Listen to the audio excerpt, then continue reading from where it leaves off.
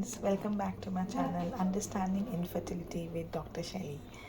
पिछले टॉक में हमने समझा कि फीमेल एंड मेल के रिप्रोडक्टिव ऑर्गन्स यानी प्रजनन अंगों के क्या स्ट्रक्चर होती है, क्या बनावट होती है और क्या फंक्शनिंग होती है।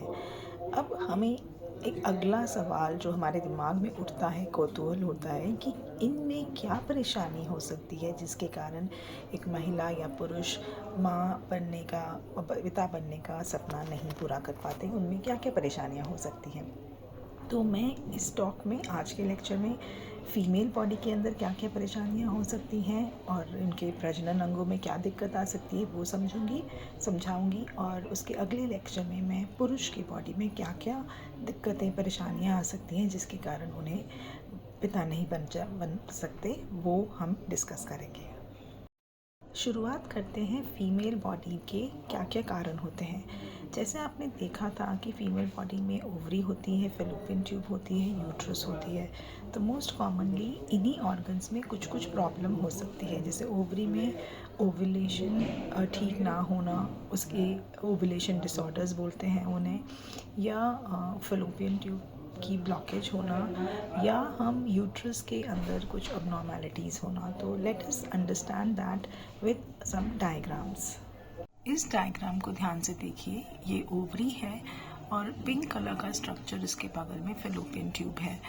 तो जब एक मैच्योर अंडा रिलीज़ होता है उसे हम ओव्यूलेशन बोलते हैं। और जब ये प्रोसेस नहीं होता, जिसे हम बोलते हैं एन ओव्यूलेशन, मतलब ओव्यूलेशन का नहीं होती, अंडा नहीं रिलीज़ होता, तो डेफिनेटली आप लॉजिकल की बात है कि फर्टिलाइजेशन नहीं होगा और बेबी नहीं बनेगा। तो जिन महिलाओं में ओवुलेशन के डिसऑर्डर्स होते हैं तो एक बहुत बड़ा कारण है कि वो भी प्रेग्नेंट नहीं हो सकती।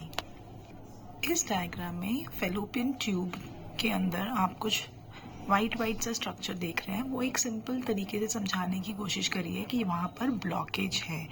और मैंने आपको पहले समझाया था कि ब्लॉकेज से फेलोपियन ट्यूब यानी ओपन नहीं है, जिसकी वजह से एम्ब्रियो वहाँ से मूव नहीं कर सकता, या एग एंड स्पर्म आपस में फर्टिलाइज नहीं कर पाएंगे और एम्ब्रियो नहीं बन पाएगा। तो वो भी एक बहुत बड़ा कारण है कि माँ शायद प्रेग्नेंट ना हो पाए अगर फेलोपियन ट्यूब में ब्लॉकेज है। जो फेलोपियन ट्यूब की ब्लॉकेज है वो अंदर की तरफ से भी हो सकती है और बाहर की उसकी बेंडिंग की वजह से भी हो सकती है। फेलोपियन ट्यूब के बाद हम यूट्रस की प्रॉब्लम्स देखते हैं। यूट्रस में बहुत सी प्रॉब्लम हो सकती है, जैसे कि इस डायग्राम में आप देख रहे हैं, यहाँ पे फाइब्रॉइड्स हैं जो ये सफ़ेद रंग की गोल दिख रहे हैं। ये फाइब्रॉइड्स हैं जो यूट्रस में अलग अलग जगह पे हो सकते हैं, जिससे बच्चे को चिपकने में इंटरफेरेंस आ सकती है। इस फिगर में आप देख रहे हैं कि यूट्रस के सेंटर में एक रेड कलर का गोला सा है जिसे हम पॉलिप कहते हैं। ये जो पॉलिप है ये एक फ्लैशी सा स्ट्रक्चर होता है, इसका अलग अलग साइज हो सकता है, बट मेन बात ये है कि ये यूट्रस की कैविटी के अंदर नॉर्मली उस जगह होता है जहाँ पर बेबी को माँ के यूट्रस में इम्प्लांट होना है या चिपकना है। तो जब उसे वहाँ पर वो प्रेजेंट होगा पॉलिप, तो उसको अगेन चिपकने में प्रॉब्लम होगी और वो चिपक नहीं पाएगा। फाइब्रॉइड से मिलता जुलता एक प्रॉब्लम है जिसे हम एडिनोमायोसिस बोलते हैं। दोनों ही सूरत में, फाइब्रॉइड और एडिनोमायोसिस में, यूट्रस का साइज नॉर्मली बड़ा हो जाता है।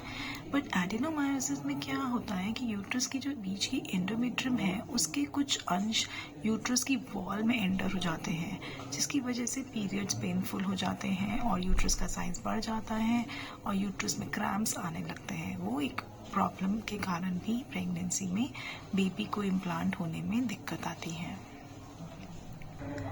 नाउ इस डायग्राम को आप ध्यान से देखिए। ये जो बीच में है ये एक यूट्रस है। इस डायग्राम को आप ध्यान से देखिए। ये जो बीच में है ये यूट्रस है, उसके पीछे हमारे राइट साइड की ओवरी और ये लेफ्ट साइड की ओवरी है। ये दोनों ही साइज में बहुत बड़ी हो रखी हैं ओवरीज, और इनके अंदर सिस्ट है जो हम नॉर्मली सिंपल भाषा में चॉकलेट सिस्ट बोलते हैं और मेडिकल टर्म्स में एंडोमेट्रियोसिस के सिस्ट बोलते हैं।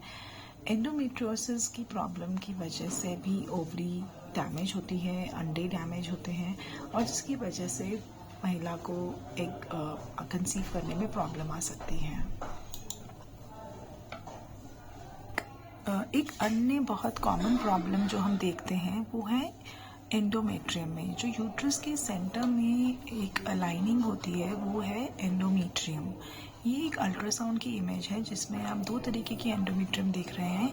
ये एंडोमेट्रियम थिकनेस वाइज, मोटापे वाइज ऑलमोस्ट 9 मिलीमीटर की है, और ये एंडोमेट्रियम आप देख रहे हैं सिर्फ 3 मिलीमीटर्स की है। तो नॉर्मल प्रेगनेंसी को कंसीव करने के लिए, जिसे हम बोलते हैं ज़मीन, ये वो ज़मीन है जिसमें बच्चा ठहरता है, चिपकता है। तो अगर ये ज़मीन पतली होगी तो बच्चा उसके अंदर अपनी रूट्स यानी पेनिट्रेट नहीं कर पाएगा अच्छे से। इसीलिए एटलीस्ट हमें 7 मिलीमीटर्स के ऊपर ये एंडोमेट्रियम चाहिए, और जिनकी एंडोमेट्रियम 7 से नीचे होती है उनको प्रेगनेंसी कंसीव करने में थोड़ा समय ज़्यादा लग सकता है, कठिनाई हो सकती है। अब आप सोच रहे होंगे कि मैंने आपको यह फ़ोटो क्यों दिखाई है, इसमें तो ना यूट्रस है, ना फिलोपियन ट्यूब है, ना ओवरी है।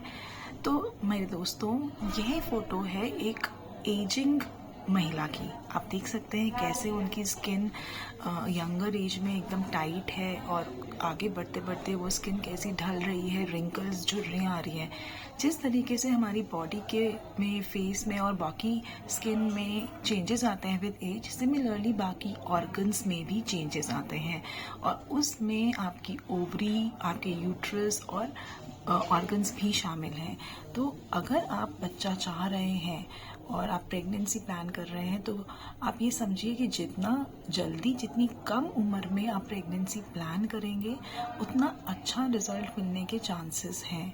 तो डिले ना करते हुए कम से कम उम्र में ये प्लान करिए। आई अंडरस्टैंड बहुत सारे डिसीजन होते हैं जिसकी वजह से आप प्रेगनेंसी डिसाइड करते हैं कि आप कब प्लान करेंगे, बट एजिंग के ऊपर एक खास गौर करना चाहिए, बिकॉज उसको जज करने का कोई टेस्ट एक्चुअली नहीं होता है।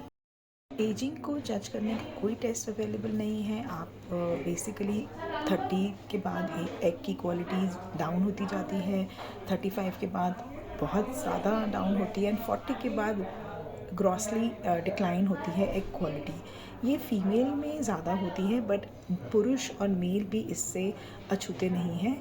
एज के बढ़ते बढ़ते ये भी अफेक्ट करती हैं। इसके अलावा और भी बहुत से कारण हैं जो मैं यहाँ डिस्कस नहीं कर पाई हूँ, जैसे कि स्ट्रेस है, लाइफस्टाइल है, डाइट है, और आपकी स्लीप पैटर्न्स हैं।